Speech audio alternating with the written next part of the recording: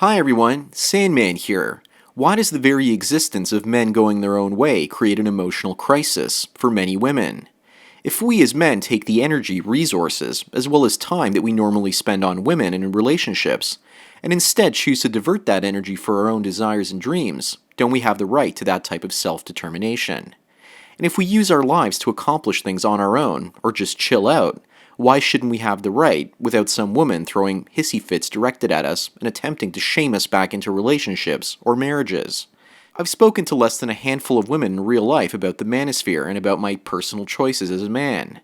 And I explained to them that I was against feminism, and they were very happy with that particular stance. But when I explained to them that I was a MGTOW, the majority of them got very angry with me. And I could feel the rage and frustration coming through. And the ones that don't like it are basically trying to talk me out of going my own way. Most women in our society have a personal identity that is often tied directly to their value as sexual creatures. They value themselves based on men objectifying them. So if men reject the sexual identity of women, they are essentially telling women that they have no value. And when you tell a woman about the existence of MGTOW, you are indirectly attacking her self-worth as well as ego. If you've ever rejected a woman in your own personal life, or dumped her, then you'll notice how other women also take it as a personal assault on their self-worth when one of their friends is dumped or discarded. It's not so much that they hate us for escaping the plantation, so much as the fact that we've rejected their female value system and the worship of the golden uterus. Worshipping the vagina is a value system that almost all of the women in our society follow. I also believe that women hate us MGTOWs because every dollar that we keep to ourselves, or save, or spend on ourselves, is directly removed from resources that would basically fall into the hands of women. And for that reason they may actually be showing us contempt because we've basically bruised their ego after they've learned about our existence. So that's why women often freak out when I tell them about MGTOW, because it means they have no sexual or reproductive value to me. And when they recognize what we have to say, they often subconsciously spring up and attack us. Right now, women, manginas, and white knights can insult us and call us losers or gay. But as our numbers grow, they will increasingly get pissed off and realize that we aren't going away. This would then be the shock and anger phase of grieving. But after their attempts to shame us back to the plantation fail, then they'll try to bargain with us at that point. They'll become increasingly sexually promiscuous and approach us more directly and demand that we pay attention to them. Back when I was in high school, there was a girl that was seeking out my attention. She wanted me to put the moves on her, but I was too busy furthering my education to give her the time of day. So after about 4 months of dropping subtle hints, she had to know if I was interested in her. So she decided to bring a Playboy magazine to my philosophy class and proceeded to read it there in front of me to see if I was actually interested in women.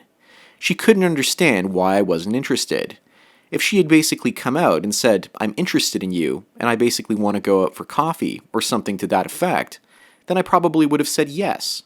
But instead, she was a coward and unable to be direct. I tell you this story to make you aware of the idea that women would rather give up on a guy than ask him out themselves and risk rejection. But if a guy gives up on a woman, they have no recourse. There is no way to recover the damage to their egos if the guy says, "I'm asexual and not interested in either men or women." To them, this is very alien because they value themselves based on their sexual marketplace value. And MGTOW is not only about walking away from the marketplace, we're actually burning it to the ground. As more men identify as men going their own way and abandon their drug of choice, i.e. women, women will probably do everything they can to get male attention, short of being direct and asking a man out. Many of us men here agree that women are like a drug. But women are often unlike man-made drugs. A bottle of alcohol doesn't grow legs and stand in front of you the moment you stop paying attention to it. Emotionally as well as sexually frustrated women will probably go out and show off their bodies more and more until some blue pill mangina takes them up on their offer. And I predict that if MGTOW spreads like herbivore men in Japan, then women will also attempt to bargain with men and therefore become more promiscuous. But when they finally accept the MGTOW phenomena for what it is, they will set up their own parallel movement. Today, some women are even becoming male space explorers by pretending to be men and going onto MGTOW forums and chatting with us and often criticizing us. But the truth is they will never be men, so for them to take on the identity of MGTOW is absolutely insane. In Japan, the herbivore movement has become so popular that it's inevitable that his counterpart, the dry fish lady, would actually start coming out of the woodwork. I think that women out of anger, fear, and desire to be like men going their own way will eventually create a movement of women going their own way. But the problem with this is who will pick up the tab at a restaurant, and how will women deal with the isolation? It's no secret that men are far more capable of dealing with isolation from the opposite sex than women are from dealing with the isolation from men. For most of our existence on this planet, women have always been the ones that were pursued by men, and they've basically evolved to receive that type of attention. It's like oxygen for many women. However, in Japan, I'm hearing that women are starting to want sex even less than men. But I wonder how much of that is basically a lie. And if it's not a lie, then it probably means that the dry-fish lady has become the most socially acceptable form of female behavior in that particular country. I also believe that one of the solutions for our current gynocentric culture is for the money and resources to enter into the hands of the MGTOWs. Imagine if we could actually make up the majority of wealthy individuals. Imagine if we kept women poor enough not to make up the majority of spending decisions. What would they do then? Sure, the economy would probably crash temporarily, but our priorities as a species and a culture would shift. But the odds of that happening are extremely slim, as a larger and larger percentage of women is making their way into the workforce, while male participation rates continue to fall. But I still believe that the solution on a personal basis is to gather a large sum of resources and money, and then free yourself from being a corporate drone, and instead use that money to do what you really want, or start your own business. After a man reaches that type of goal, then basically I believe that he should go out and help other male friends do the same. But this again is all wishful thinking, and doesn't really fit into the mindset of modern men. I got the idea for this video by looking at a Reddit post called, "So MGTOWs Got a Lot of Hate. Why?" And I'm now going to read to you my favorite reasons we get so much hate based on that Reddit post. This first post is from someone called Anal Carbuncle, and this is what he has to say. MGTOWs pose a problem for women. Many MGTOWs can be omegas, but every so often one of them will take that energy that he gets, that he basically spent on women, and use it to actually accomplish something big. Be it his career, or a hobby, i.e. stand-up comedy, combat sports, or professional gambling. Now you've got a high-status male, an alpha by virtue of his time and effort, a headliner, a black belt, a gambler at the last table in the World Series of Poker. This man is a threat to all the women in his circle, because not only is he refusing to give women access to his resources, all of the men under him are also getting less, and that means that their women are also getting less too. Another commenter called Mirandus had this particular line to say, "Women are social creatures, and they're designed that way. They talk nonstop and gossip and create social circles very easily. They do this because they need to and have always needed to for our entire history as a species.